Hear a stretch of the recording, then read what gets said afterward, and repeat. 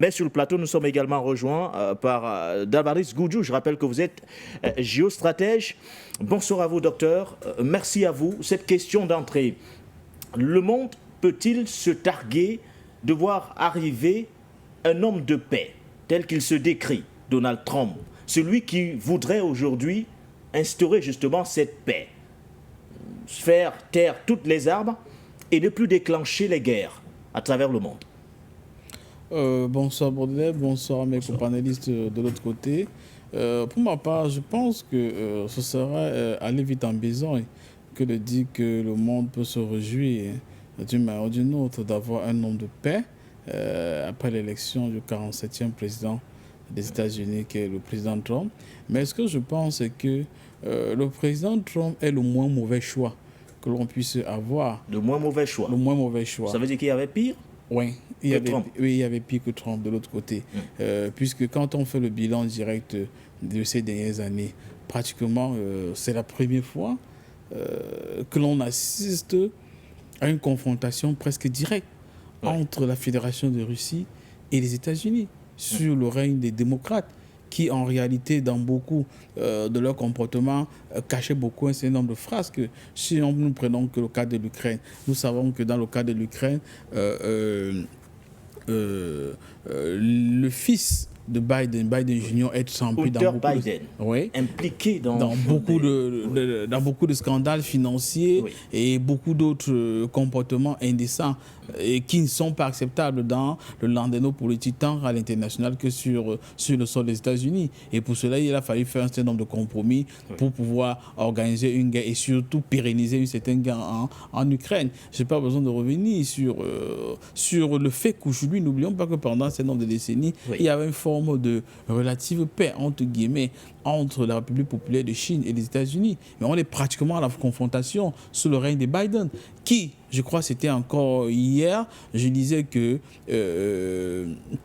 les Américains étaient en train d'envoyer pour la première fois à Taïwan les IMAX, tout ça pour les préparer à un état de guerre généralisé avec la République populaire de Chine. C'était des choses qui étaient impensables quand on se rend compte que sur le règne de Trump, on peut le créer, on peut vraiment le porter critique dans beaucoup de domaines, mais n'oublions pas que quand même sur son règne, dans ses 4 premières années, il avait fait un effort particulier de rencontrer le président nord-coréen. Ils se sont rencontrés. Et pour l'une des rares fois dans l'histoire, le président sud-coréen a pu traverser la frontière nord-coréenne. Il y avait quand même des éléments qui pouvaient aller dans le sens de la paix. Mais très curieusement, jusqu'à il y a la paix de quelques semaines, ils sont pratiquement sur... L'armée nord-coréenne est pratiquement sur l'alerte générale. Et les Sud-Coréens continuent à envoyer des tracts là-bas qui créent des problèmes. Alors que sur le règne avant, il y avait pratiquement à la frontière une route qui les liait. Il y avait même une forme de zone économique libre entre les deux nations. Je veux dire, quand on fait... Je ne vais pas dire que c'est un homme de paix, mais c'est le choix le moins mauvais.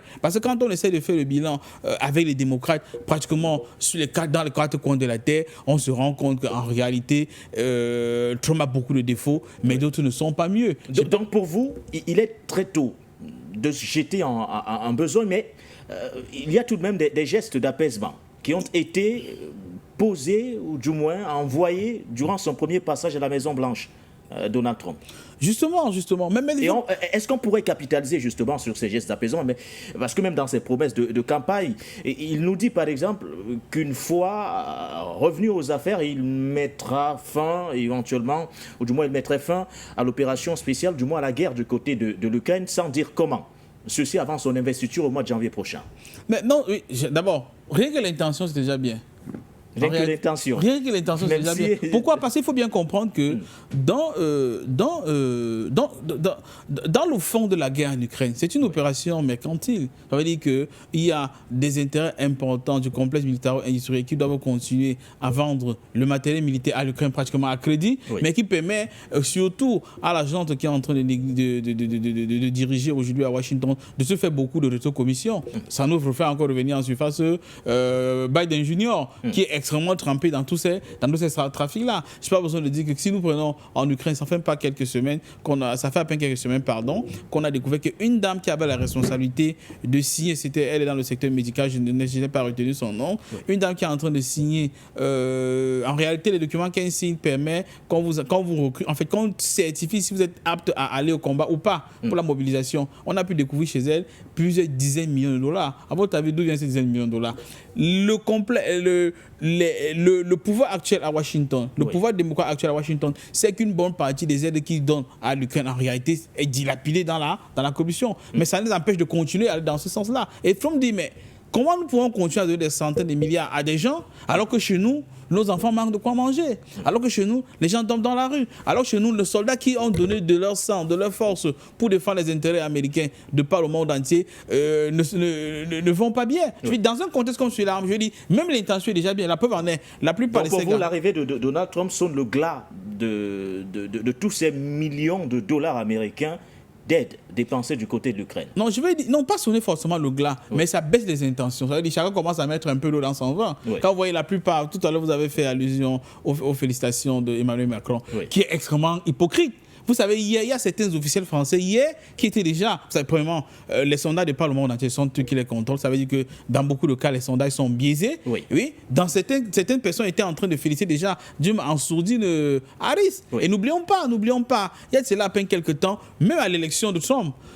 Rappelez-vous qu'à l'élection de Trump, le président français avait félicité Hillary Clinton avant de se raviser quelques heures plus tard. Donc je veux dire, les personnes sont tellement hypocrites. Et maintenant, il faut comprendre, nous sommes en Afrique et nous voyons de manière, sans dire que Trump est un saint, mais dans la projection, quels sont les intérêts fondamentaux du continent africain. N'oublions pas que la France, par exemple, pour la plupart de ces éléments de projection, puisque quand Trump vient même avant, la grande difficulté qu'il y avait avant beaucoup des éléments de la presse mainstream et même des pouvoirs occidentaux sont contre Trump, c'est qu'à un moment, il frappe le poing sur la table. Il dit, mais nous sommes au sein de l'OTAN, mais c'est nous qui finançons l'OTAN. Alors qu'en réalité, ceux qui bénéficient plus de l'OTAN, c'est vous les Européens. Si vous avez besoin de nous pour votre sécurité, mettez la main à la poche. Pourquoi en fait? Parce que la plupart des déploiements de l'OTAN, c'est beaucoup plus en Europe, en Allemagne, partout, etc. Il y avait eu ce coup de gueule qui a été lancé au mois de février dernier. Justement. Par Donald Trump. Exact. Or, remarquez bien qu'une bonne partie de la projection française en Afrique, en réalité, ça avait le soutien des Américains. Et au moins, les Américains se disent, ou Trump disent que non, on ne peut pas continuer à vous financer. Ça veut dire que si Trump participe à assécher un tout petit peu des financements ou les OPEX au profit de la France au niveau de l'Afrique de l'Ouest, cela aurait un impact positif sur nous. Ça a un impact. La plupart des gros porteurs américains, la plupart des gros porteurs militaires de par le monde entier, c'est les Russes qui les ont avec les Hiroshima et les Américains. En d'autres termes, s'il faille transporter le gros matériel pour la projection, les Français ne sont pas capables de le faire. C'est même la raison pour laquelle, quand il a failli déménager pratiquement du Sahel, une bonne partie du matériel passait par exemple par le port de Douala, parce qu'ils n'ont pas des très gros porteurs qui sont capables de transporter du matériel lourd. Or, les Américains ont dit que non, on ne peut plus continuer de financer cela. Si vous voulez, vous pouvez louer le matériel chez les Russes, chez les Ukrainiens. Les Ukrainiens avaient une Hiroshima extrêmement puissante dans ce sens-là, mais malheureusement qui a été touché au début de la crise, ou chez nous, vous allez payer. Alors qu'avant, ce n'était pas le cas. Je vais dire, nous sommes en géopolitique, on regarde le sens des intérêts. La première question qu'on peut se poser, c'est que, est-ce que Trump défend les intérêts des Américains? Oui. S'il défend les intérêts, on ne peut pas lui reprocher de défendre les intérêts des Américains. Parce que c'est la raison pour laquelle il est élu. Mais surtout, deuxièmement, est-ce que le fait de défendre les intérêts de certains Américains se dirige dans le sens des intérêts africains? J'ai dit oui, justement, allant dans le sens de Linda. Parce que, n'oublions pas, et c'est passé inaperçu, sur le continent africain, nous avons des nations qui ont pratiquement failli d'une manière ou d'une autre, parce que le pouvoir américain, qui a un impact considérable au Fonds monétaire international ou au FMI, a mis dans la balance l'obligation pour certains États d'accéder à des crédits de, par exemple, légitimer certaines déviances. Et certaines déviances, entre guillemets, qui n'entrent pas dans les mœurs. Nous sommes sur le continent africain, des gens sont libres de disposer de leur corps comme ils veulent. Mais on ne peut pas obliger une nation à pouvoir légaliser ou légitimer telle ou telle pratique et en échange des crédits, parce que ce n'est pas des dons surtout, c'est des crédits, c'est-à-dire on vous prête de l'argent que vous allez rembourser, surtout avec les intérêts, mais on dit que pour que vous puissiez avoir assez que vous devez faire X ou Y chose qui est contraire à vos pratiques religieuses, et, traditionnelles, etc. Et justement, comme on dit, l'ennemi de ton ennemi, c'est aussi mon ennemi. Ça va dans le sang des Africains. C'est-à-dire que nous sommes de ceux qui pensons que si on fait les affaires, on fait juste les affaires. Oui. Si c'est une question de mœurs, c'est une question de mœurs. On ne peut pas mélanger tout ça, devient du chantage. Oui. Et Trump est sur la même longueur d'onde que beaucoup d'Africains. C'est pourquoi je dis qu'on ne peut pas reprocher à Trump de défendre les intérêts, par exemple, les intérêts américains. Quand je viens, par exemple, sur les accords d'Abraham, pour lesquels je ne suis pas forcément favorable pour un certain nombre de détails, la finalité des accords d'Abraham, c'est quoi? C'est que Israël puisse être en paix avec un certain nombre d'États arabes. Oui. Parce que ça, Trump dit que non.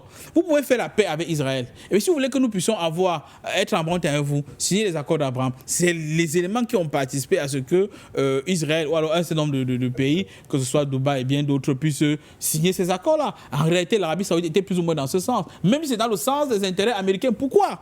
Parce que rien que sur ces dernières années, ces derniers mois, après l'opération qui a été lancée par Israël, après les événements tragiques du 7 octobre qui entre le Hamas et Israël, jusqu'à aujourd'hui, les Américains ont dépensé plus de 10 milliards de dollars de soutien direct à Israël. Parce qu'en réalité, Israël est une forme de base avancée ou de porte-avions américain dans le Moyen-Orient. Et ça coûte cher. Ça coûte cher aux États-Unis de continuer de financer cela. Et ils gagneraient à ce qu'ils puissent avoir des relations relativement apaisées entre Israël et les États arabes. Donc pour dire que moi, personnellement, s'ils puissent avoir, si aujourd'hui, regardez seulement les chiffres au niveau de Gaza, on parle de 43-45 000 morts environ, alors que tous les spécialistes se disent qu'en fait, les 45 000 morts, ce sont des morts qui sont identifiés. Oui. Et il y en a d'autres qu'on n'a pas pu identifier. Il y a certains qui sont dans les décombres, qui sont sous les immeubles, qu'on n'a pas pu trouver parce qu'en fait, on n'a pas de matériel pour pouvoir leur retirer en dessous les décombres. En d'autres termes, et certains spécialistes disent même qu'il faille multiplier ces chiffres fois 3 ou fois 4 pour avoir le chiffre normal.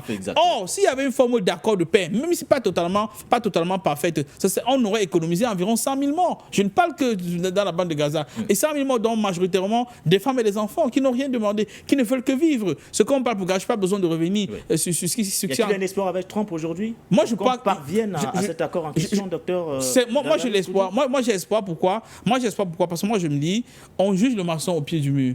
Moi, je ne juge pas les gens sur les intentions. Je veux dire, on ne peut pas juger quelqu'un quand la personne n'a encore rien fait. Oui. Qu'est-ce que la personne a fait? La personne est en train de dire que moi, je ne veux pas déclencher les guerres, je vais arrêter cela. Maintenant, pour les guerres qui sont en cours, je préfère attendre les actes concrets et le juger après les actes que d'essayer de le juger sur les intentions. Merci à vous, docteur Darvaris Goudjou. Alors...